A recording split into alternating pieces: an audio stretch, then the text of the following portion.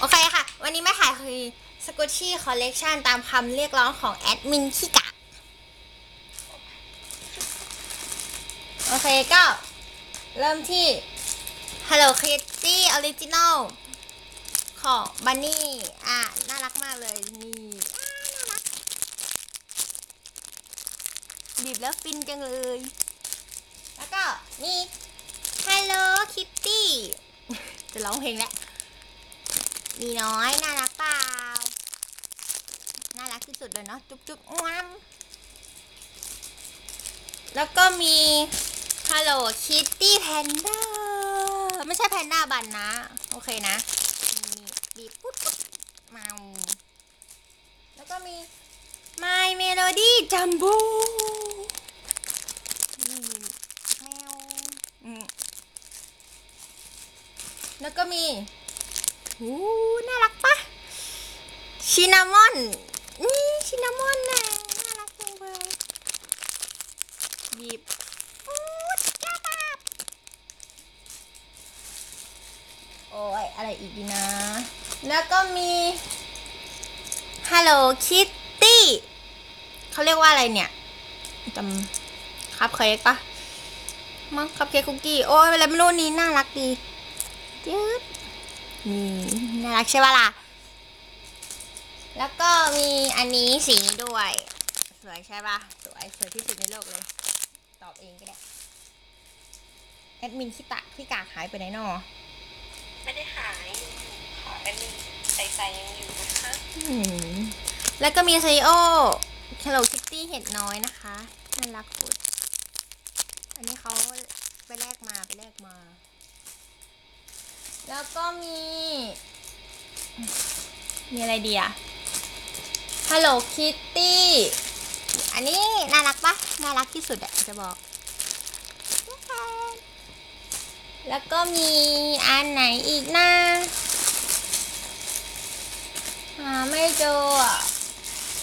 หยิบได้หยิบไปแล้วกันนะตอนนี้เบื่อแล้วก็มีอันนี้จุ๊บป่าแล้วก็มีอันนี้ป้องแล้วก็มีอันนี้แล้วก็มีอันนี้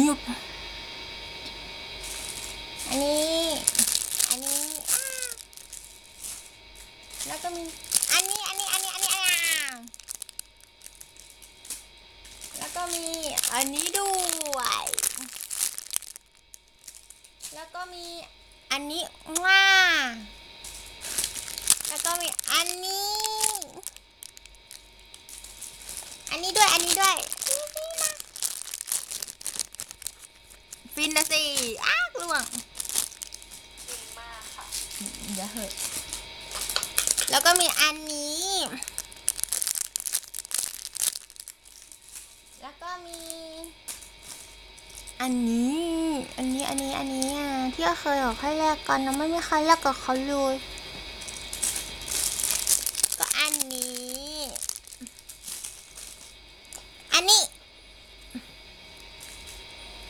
ี้ปัจจปาแล้วก็มีอันนี้ครับผมแล้วก็อันนี้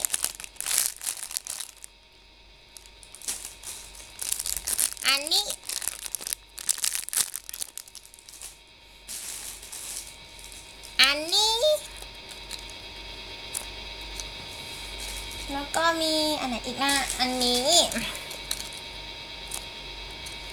แล้วก็มีอันนี้อันน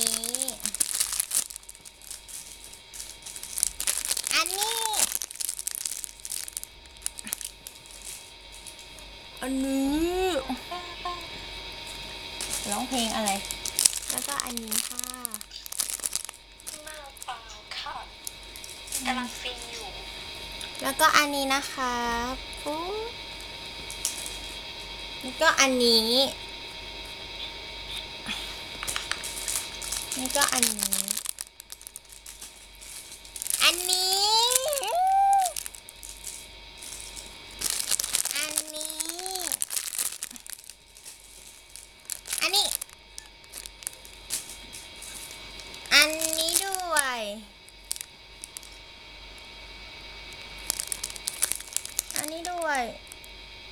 อ่ะแล้วก็อันนี้ด้วย แล้วก็อันนี้ด้วย แล้วก็อันนี้ด้วย ฮะ เปล่าเขาบอกว่าด้วยกันทุกอันเลย มันเยอะไงเดี๋ยวมันเสียเวลา อันนี้ด้วยครับบีบนุ่มๆอันนี้ครับผมอันนี้อีกนะอันนี้ด้วยอันนี้อีกครับอันนี้อันนี้อันนี้จ้าดาอันนี้อันนี้เพิ่งได้มาวันนี้สดๆอันนี้อันนี้อันนี้อันนี้อันนี้อันนี้อันนี้อันนี้อันนี้อันนี้อันนี้อันนี้ด้วยอันนี้อีกนะ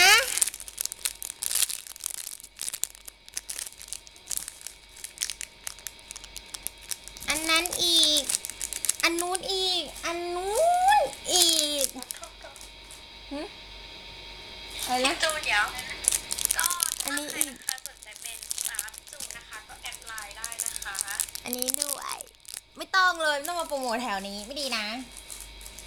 นี่ ก็ ด้ เห ว มือน ย จะใส่ก็แบบว่าเป็นสตาร์จู สวยป้าสวยป้าสวยที่สุดเลยเนาะสตาฟแม่งไม่รู้เรื่องเลยเนาะนั่นวับอันนี้ค่ะ อันนี้ด้วยอันนี้ด้วยค่ะฮิวกดไปแล้วอันนี้ด้วยอันนี้ด้วยอันนี้ห้วยอันนี้ห้วยนะอันนี้รวยอันนี้รวยแล้วเราอันนี้รวยอันนี้ด้วยอันนี้ด้วยอันนี้อีกอันนี้อีกอันนี้อีกอันนี้อีกอันนี้อีกแล้วก็อันนี้รวยอันนี้รวยอันนี้ด้วยอันนี้ด้วยอันนี้ด้วยอันนี้ด้วยอันนี้อันนี้อันนี้งั้มอันนี้ครับอันนี้อีกนะครับโอ้ยอย่าลืมอันนี้นะอันนี้อีกล่ะอันนู้อีกจี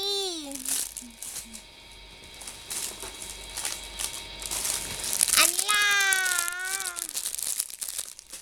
อันนู้ฮี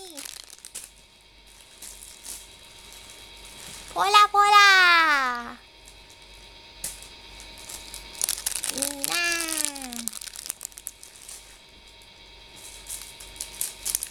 จุนนาจีปอ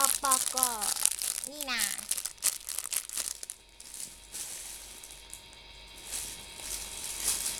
น่าจะใกล้หมดแล้วแหละแต่ว่าก็มีแต่อันที่ไม่ค่อยเวิร์กเท่าไหร่ อันนี้ อันนี้ หมดแล้วสกุชชี่ My Collection เยอะป่ะ บ๊ายบายมับ